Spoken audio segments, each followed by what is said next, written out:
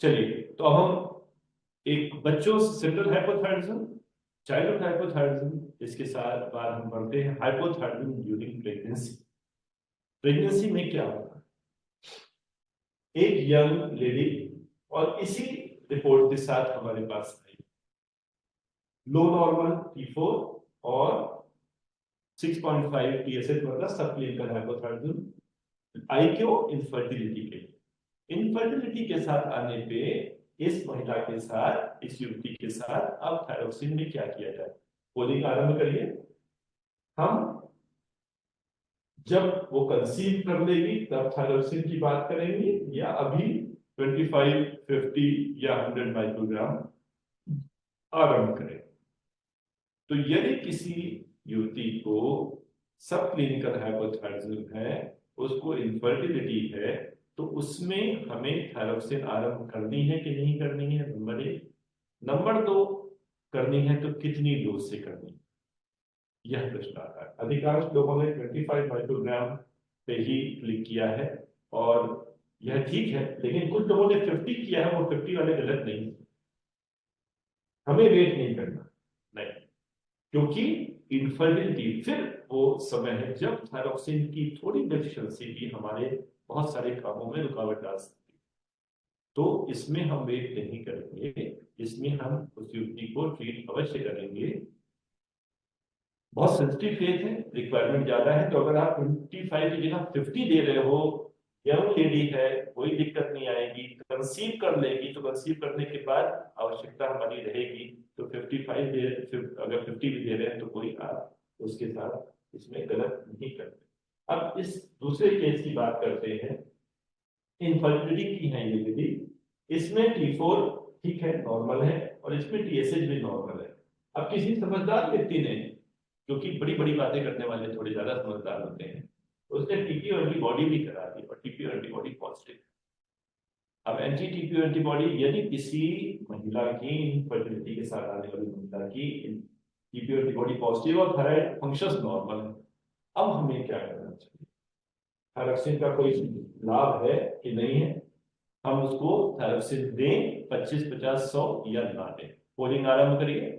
Infertility से आई हुई महिला में अगर यूथायरॉयड है तो हमें थायरोक्सिन देनी है या नहीं देनी है?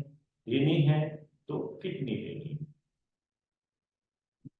तो अधिकांश लोग अभी यह जो ऑप्ट कर रहे हैं वो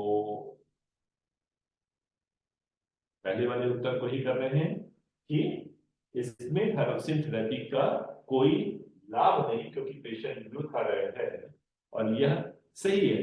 बात ध्यान रखनी है, थायरोक्सिन थेरेपी किसके लिए जरूरी है? हाइपोथायरायडिज्म के लिए। एंटीबॉडी पॉजिटिव है, ऑटोइम्यून फिनोमेना, उसका कोई ट्रीटमेंट नहीं है। क्यों? इम्यूनिटी किस ऑटोइम्यून है, थायराइड को डिस्ट्रॉय कौन कर रही है? एंटीबॉडी। एंटीबॉडी बना कौन रहा है? हमारा शरीर। तो हमारा शरीर हमारी थायराइड को मार रहा है, या तो हम थायराइड को मर देते या शरीर को मर दें।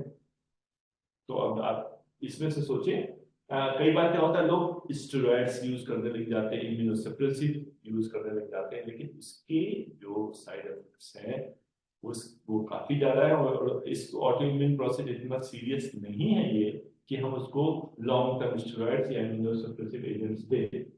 तो इनफर्टिलिटी के साथ अगर सब क्लिनिकल हाइपोथायरायडिज्म है तो हम ट्रीट करेंगे, लेकिन अगर यूथायरॉयड लेडी है, केवल ऑटोइम्यून प्रोसेस है, तो हम ट्रीट नहीं करेंगे। हाँ, इतना जरूर प्रोग्नोस्टिकेशन में हेल्प करता है कि ऐसी महिलाओं में इनफर्टिलिटी तो शुरू में होने के चांसेस ज्यादा होते हैं, बाद में अगर कंसीव करेंगे तो मिसकैरेज के चांसेस ज्यादा होते हैं।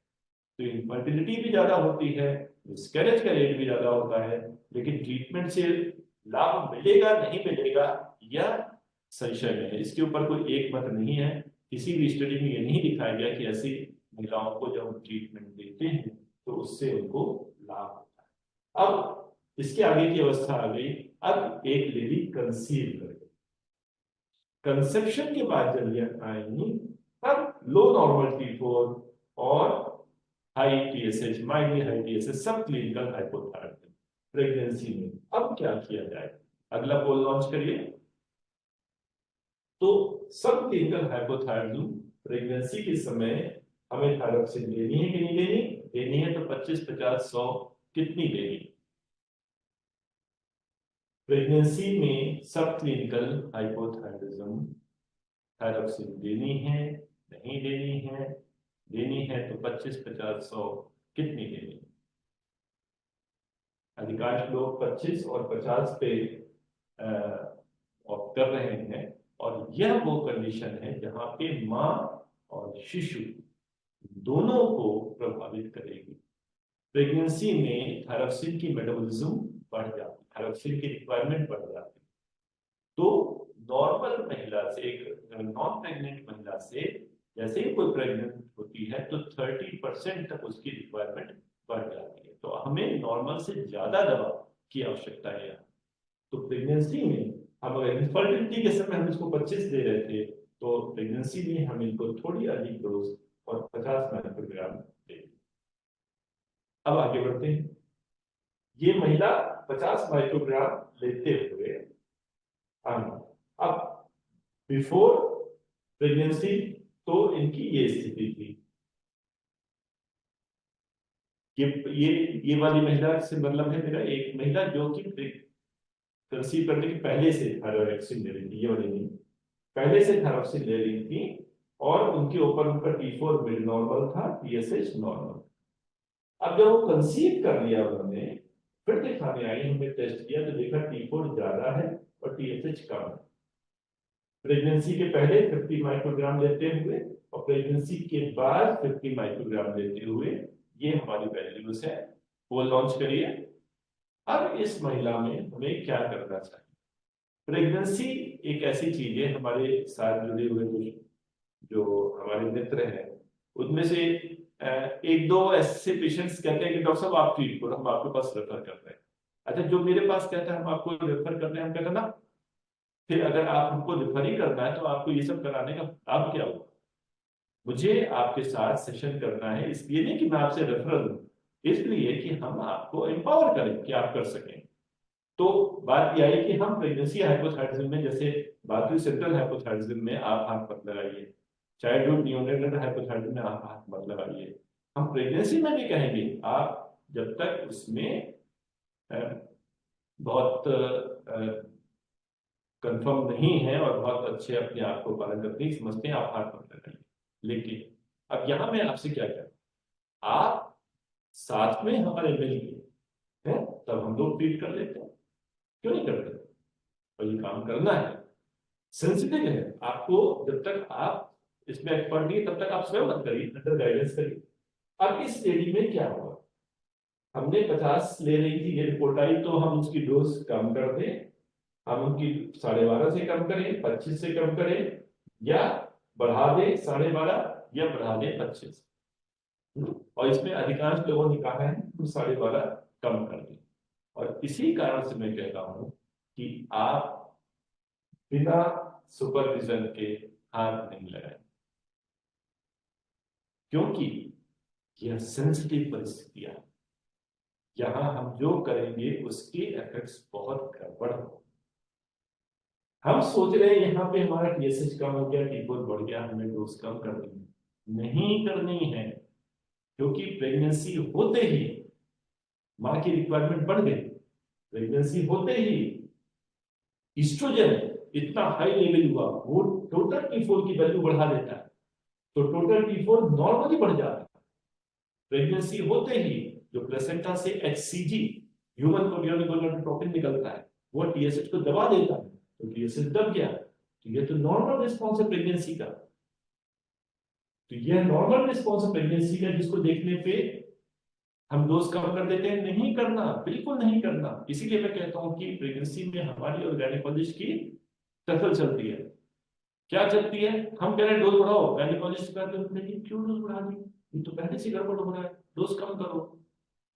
तो यहाँ पे क्या होता है, आप प्रेगनेंसी में अपने आप को सीमित रखिए, हम थायराइड में अपने आप को सीमित करेंगे। हम दोनों एक दूसरे के कार्य क्षेत्रों में दखल ना दें।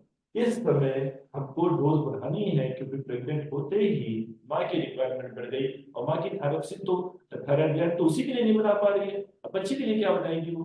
तो हमें उसको सहारा देना है। अब ये लेडी अब दूसरी बात कर रहे हैं इसके आगे की। तो प्रेगनेंसी में हमें डोज बढ़ानी है, जब देखने में लग रहा है कि टॉक्सिक हो रहा है तब भी डोज बढ़ानी है, क्योंकि T4 को हमें नॉर्मल से 1.5 गुना ज्यादा, 4 से 12 के रेंज में, तो T4 को हमें 18 तक ले जाना है, तो वो करना है। और TSH तो हमारे कई बार इससे भी नीचे 0.01 पहुंच जाता है, जो कि नॉर्मल होता है, तो उससे नहीं घबराना। अब ये लेडी प्रेगनेंसी के दौरान इस लेवल पे थी और डिलीवरी हो गई उसके बाद इस लेवल पे आई, और यूथायराइड है। यह लेडी जिनको कोई थायराइड की परेशानी नहीं, नॉर्मल ड्यूरिंग प्रेगनेंसी बिल्कुल ठीक थी, और डिलीवरी के बाद जब ये मिली तो इनका T4 बढ़ा हुआ और TSH कम मिला। अब हम क्या करें, पोलिंग आरंभ करिए। नॉर्मल यूथायराइड लेडी और डिलीवरी के बाद उसके फंक्शंस बिगड़ गए, अब हम उसको थायरोक्सिन आरंभ करें, हम उसको एंटी थायराइड ट्रीटमेंट दें, या हम वेट एंड वॉच करें। ये यूथायराइड पेशेंट पहले से इसको थायराइड की कोई एब्नॉर्मलिटी नहीं, तो अधिकांश लोगों का कहना है वेट एंड वॉच करें, और यह सही उत्तर है। यहाँ पे ऐसा क्यों करने को कहा गया, क्योंकि जैसे प्रेगनेंसी में थायराइड लेवल T3 T4 के लेवल बढ़ जाते हैं, क्योंकि एस्ट्रोजन से TBG बढ़ जाती है, वैसे ही डिलीवरी के बाद एस्ट्रोजन एकदम से कम होता है, TBG के लेवल कम होते हैं और T4 गड़बड़ा जाता है। लेकिन यहाँ पे तो T4 बढ़ गया, क्योंकि कई बार क्या होता है डिलीवरी के बाद पोस्टपार्टम थायराइडाइटिस की एक ट्रांजिट फेज आती है, जिसमें थायराइड में जो स्टोर्ड हार्मोन है वो बाहर लीक आउट कर जाता है, तो उसके कारण से डिलीवरी के बाद कुछ समय तक लेडी में थोड़े टॉक्सिक फीचर्स ऐसे मिलते हैं, तो जिसके कारण से हमें उस वक्त हड़बड़ा के कोई काम करने की आवश्यकता नहीं होती है। ऑब्जर्वेशन देखिए, कुछ मत करिए। अब यही लेडी अगर हम देख रहे हैं कि यूथायराइड है, जेस्टेशन के समय ठीक थी, डिलीवरी के बाद TSH बढ़ गया और T4 कम हो गया, अब क्या करें। पहले वाले केस में हमने क्या देखा, डिलीवरी के बाद थोड़ा सा टुवर्ड्स टॉक्सिक चली गई, अब हम देख रहे हैं टुवर्ड्स हाइपोथायराइडिज्म, बल्कि ये सब क्लिनिकल हाइपोथायराइडिज्म में चली गई। पोल आरंभ करिए। तो अब अगर लेडी में डिलीवरी के बाद हमारे थोड़ा हाइपोथायराइडिज्म के चेंजेस आने लग जाते हैं, तब हमें क्या करना चाहिए, 12.5 माइक्रोग्राम दें, 25 माइक्रोग्राम दें, या जैसे हम लोगों ने पहले कहा था थोड़ा वेटेड वॉच एक बार फिर हम लोग कंफर्म करते हैं वो करें। तो मिक्स्ड रिस्पॉन्स है, सब पे तीनों में इन लोगों के बराबर है। थोड़ा सा हाइपोथायराइडिज्म जो होती है वह हालांकि अप एंड डाउन होता है, डिलीवरी के बाद 6 महीने तक काफी थायराइड फंक्शंस फ्लक्चुएट करते हैं, लेकिन जो टॉक्सिक फेज है वो टेम्परेरी होती है, जो हाइपोथायराइड फेज है वो अधिकांशतया थोड़ा लंबा चलने वाली होती है। तो इसलिए यहाँ पे हम थायरोक्सिन ऐसी महिला को अगर आरंभ कर लेते हैं तो कोई दिक्कत परेशानी की बात नहीं। तो फिर मैं क्या कहूँगा, सेंट्रल हाइपोथायराइडिज्म में हाथ मत लगाइए, चाइल्डहुड हाइपोथायराइडिज्म में हाथ मत लगाइए, प्रेगनेंसी है बिल्कुल मत लगाइए, क्योंकि यह में बहुत अप एंड डाउन होते हैं, बहुत सारे चेंजेस होते हैं, मालूम होना आवश्यक है। हम अंडर गाइडेंस हम 10 12 15 20 पेशेंट्स ट्रीट करें, समझें, जानें, उसके बारे में पढ़ें, तब हम इन पेशेंट्स को समझदारी पूर्वक इनको डील करें, तब हम होने वाली किसी भी अनटूवर्ड कंडीशन से अपने आप को और अपने पेशेंट को बचा सकेंगे। तो प्रेगनेंसी में मेटाबॉलिज्म बढ़ जाती है, कंसीव करते ही थायराइड हार्मोन की रिक्वायरमेंट बढ़ जाती है, जो कि एस्ट्रोजन TBG के कारण से होती है, और TSH घट जाता है जो HCG के कारण से होता है। डिलीवरी के बाद बिल्कुल चीज उल्टी सी हो जाती है, एकदम से एस्ट्रोजन कम हो जाने से फ्लेयर अप हो जाता है ऑटोइम्यून प्रोसेस का, पोस्टपार्टम थायराइडाइटिस हो जाती है। पहले टॉक्सिक फेज में आप अधिकांशतया और बाद में हाइपोथायराइड फेज में, लेकिन कुछ भी हो सकता, पेशेंट किताब पढ़ के नहीं आता तो क्या उसको होगा वो हमें कुछ भी पहले से रिज्यूम नहीं किया जा सकता।